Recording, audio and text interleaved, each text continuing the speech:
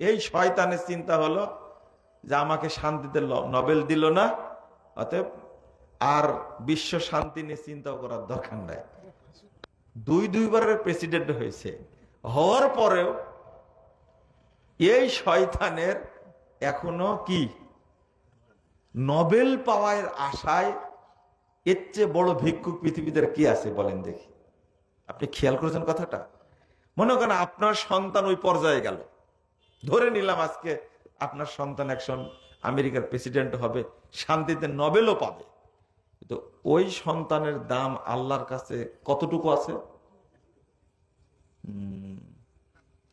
আমি বলছি হাদিস অনুযায়ী ওর মধ্যে কোনো কল্যাণ নাই,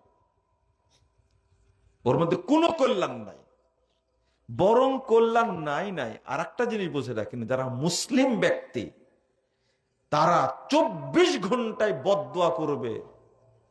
এই আমেরিকা যেমন এখন করছি আমরা, বিশ্ব সন্ত্রাসী ট্রাম্পের বিরুদ্ধে দোয়া করি না, আল্লাহ যেন ট্রাম্পকে ধ্বংস করে দেন।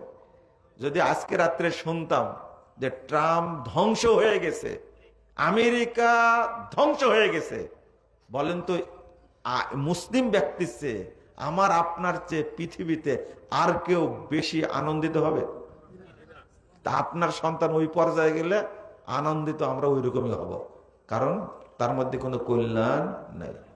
মনে থাকবে কি কথাটা? এটা হলো বাস্তবতা। আর একটা একটু খেয়াল করেন, একজন বড় ডাক্তার বাংলাদেশে শিখার পরে একজন আমাকে বলছেন, আমি আমেরিকার ডাক্তার ছিলাম 12 বছর। কয় বছর? 12 বছর। এখন বাংলাদেশে ডাক্তার অনেক বড় ডাক্তার। আমি বললাম যে কথা শুনে খুব ভালো লাগলো, পানিটা খাওয়ার সময় আপনি কেন বাম হাতে খেলেন? কথা বুঝেছেন? বলেন, এত বড় ডাক্তার হয়ে ওর মধ্যে কোনো কল্যাণ আছে? বাম হাতে পানি খাওয়া এটা কার সুন্নাত? আর ডান হাতে পানি খাওয়া কার সুন্নাত? রাসূলের সুন্নাত। তো বলেন তো, এত বড় শিক্ষিত হয়ে যে শয়তানের সুন্নাত মানে, ওর মধ্যে কোনো কল্যাণ আছে? লাভ কি হলো? মাইয়ুরিদুল্লাহু বিহি খায়রা ইউফাক্কিহু ফিদ্দীন। কোনো কল্যাণ নাই, কারণ ওর মধ্যে কোনো দ্বীনি জ্ঞান নাই। চা খাওয়া পর্যন্ত শিখেনি, এক কাপ চা খাবে। এত বড় শিক্ষিত মানুষ যারা আপনারা বলেন, ও বাম হাতে চা খায়। আর যে প্যান্ট পরে, নামাজ পড়ে, ওই জ্ঞানটুকু নাই যে রুকুতে গেলে আমার পিছনের অর্ধেক বেরিয়ে যায়, আর সেজদায় গেলে আরো অর্ধেক বেরিয়ে যায়। কি সালাত হয় না, বাতিল হয়ে যায়? যে প্যান্ট পরে তিনি জীবন যাপন করছেন, নামাজ পড়ছেন, ওই প্যান্ট পরলে নামাজ কি হয়ে যায়? বাতিল। আপনি যাই বলেন না কেন, আপনিও যদি পড়েন, নামাজ কি হয়ে যাবে? এই জ্ঞানটুকু যার নাই, তার মধ্যে কোনো কল্যাণ আছে?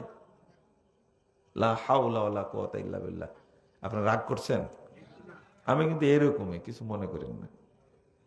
আপনি এত বড় উচ্চ শিক্ষিত, এটা শিখলেন না কেন?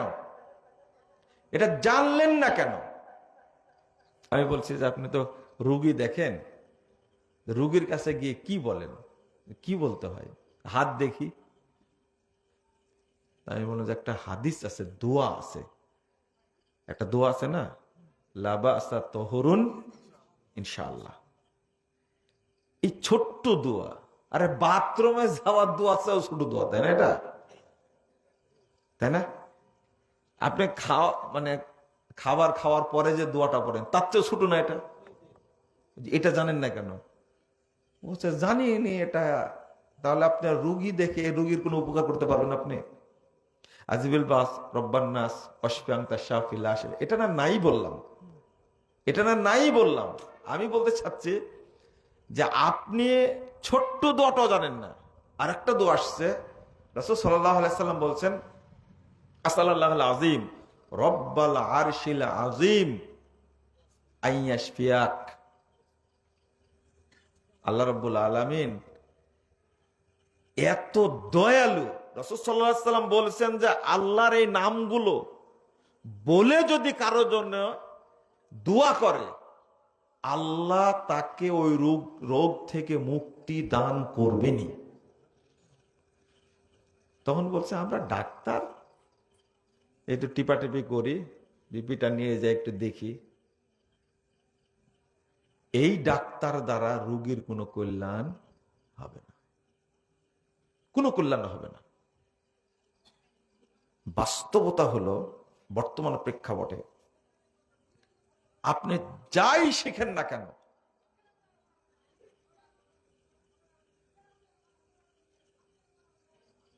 আচ্ছা আপনি এদিকে লক্ষ্য করেন, আপনি যাই শিখেন না কেন প্রথম টার্গেট হবে আগে কি শিখবেন? বলে কি বললাম? দ্বীনের জ্ঞান শিখবেন।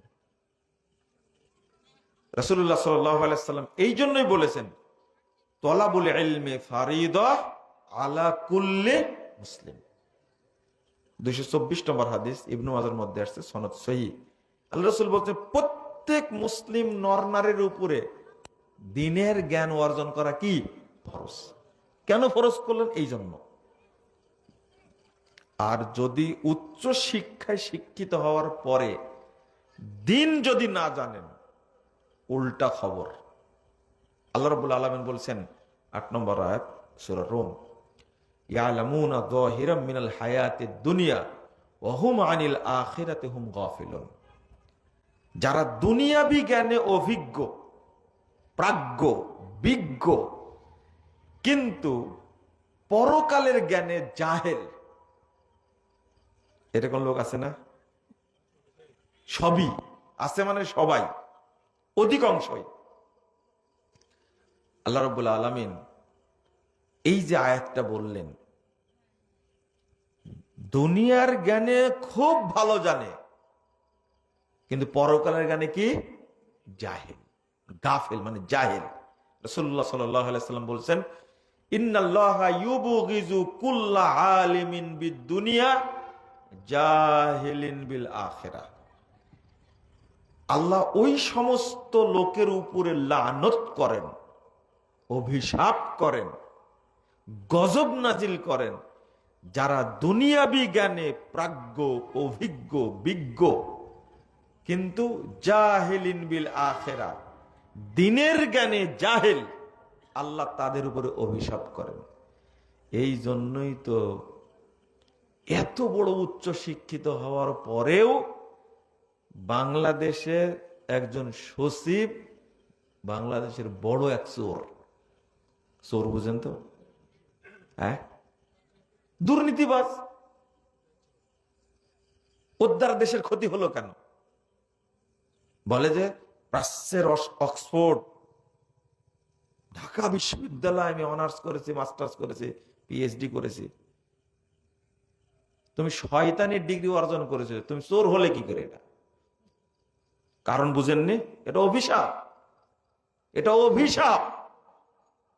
তার বাপ মা তাকে জন্ম দিয়ে ভুল করেছে। চোর হলে কি করে? আপনি যে কোনো ডিপার্টমেন্টে যান, খোঁজ নেন। এই যে এখন তেল চুরি করছে, কি চুরি করছে? তেল। কিছুক্ষণ আগে একটা খবর দেখলাম, আমার পাঠাইছে, কোন এক কুলাঙ্গার এই মুহূর্তে 2 লক্ষ লিটার অকটেন মজুদ করে রাখছে। কত লিটার?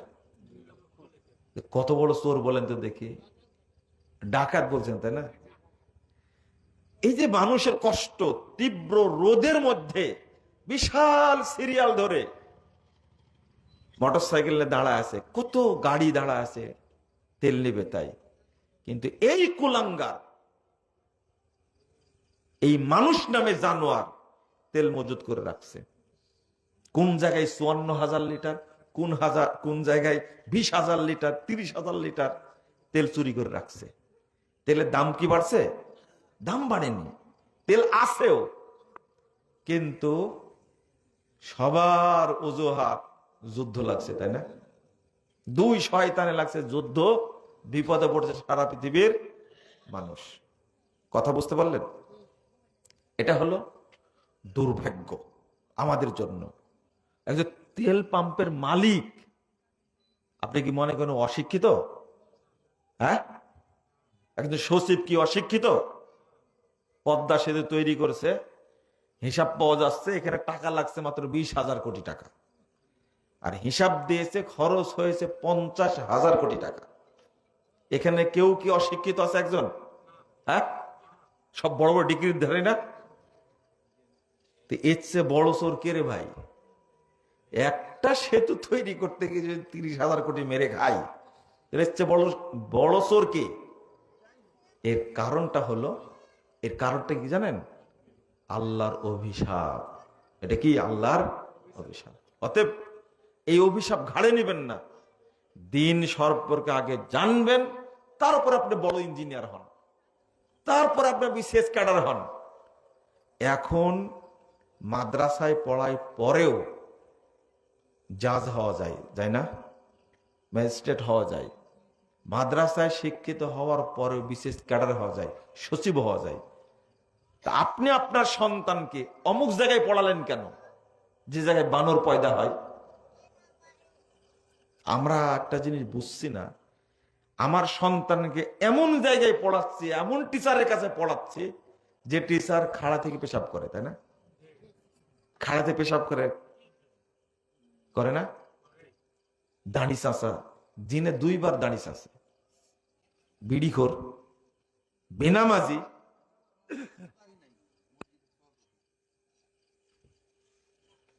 আপনি কি বুঝলেন? হ্যাঁ, মসজিদের সভাপতি তো ঘুষখোর, ওই জন্য তো করেছেন ওকে সভাপতি। না না, ওটা আপনার বুঝছেন কথা। সভাপতি বানাইছেন কেন? দান করে তাই। হ্যাঁ, কেন টাকা নিলেন ওর কাছ থেকে? তারা কেন করলেন আপনি? তা আপনি বলছেন কেন? পারেন না তো বলছেন কেন? আপনাকে বুঝছেন কথা। সেটা হলো একজন টিচার যার কাছে পড়াচ্ছেন, এ আপনার মেয়ের সাথে পরকীয়ায় জড়িত। কি হচ্ছে না বাংলাদেশে? তা আপনার আদরের মেয়েটাকে, আদরের সন্তানটাকে এই সনের মানে কি বলবো ভাষাটা, এই টিচারের কাছে পড়তে দিতে পারলেন আপনি? আপনার সমস্যা না টিচারের সমস্যা, আপনি নিজে বুঝবেন। আপনার রুচি আছে, আপনার ভিতরে বিবেক আছে? যে টিচার দাঁড়ায় পেশাব করে, আস্তাগফিরুল্লাহ, যে টিচার বিড়ি খায়, বেনামাজি, লম্পটের মতো তার চরিত্র, সুন্দর সুন্দর বাচ্চাকে তার কাছে একটা পড়াচ্ছেন, আসলে আপনার ভিতরের বিবেকটাই মানুষের বিবেক না, এটা হলো পশুর বিবেক, তাই পড়াচ্ছেন। এটা একজন লোক বড় নামাজি, আলেম, পরহেজগার, কিন্তু এর আকীদা হলো আল্লাহ সর্বত্র বিরাজমান, আল্লাহ নিরাকার, নবী নূরের তৈরি, ওর কাছে পড়ানো যাবে না, জানেন এটা? আর আপনি পড়াচ্ছেন কার কাছে? ছি, পেশাব করে পানি নেয় না যে, আপনি তার কাছে পড়াচ্ছেন। আর নাস্তিক তো অধিকাংশই। লা হাওলা ওয়ালা কুওয়াতা ইল্লা বিল্লাহ। ওই সন্তান বড় হয়ে আপনার খেদমত করবে, তাই না? এটা শয়তান বিশ্বাস করবে? এটা ওই মেয়েটার পেট থেকে ভালো সন্তান হবে, এটা আপনি বিশ্বাস করেন? কোনো দিন না। আগে দিন শিখেন, লজ্জাটা শিখেন, আগে শরমটা শিখেন, হায়াটা শিখেন একটু, যে আমি আমার সন্তান কোথায় পড়াচ্ছি। আমি আবার হাদিসটা আবার বলছি, মাইয়ুরিদিল্লাহু বিহি খায়রা ইউফাক্কিহু ফিদ্দীন। আল্লাহ যার কল্যাণ চান তাকে দ্বীনের জ্ঞান দান করেন। যার মধ্যে দ্বীনের জ্ঞান নাই তার মধ্যে কোনো কল্যাণ, জিরো, কোনো কল্যাণ নাই।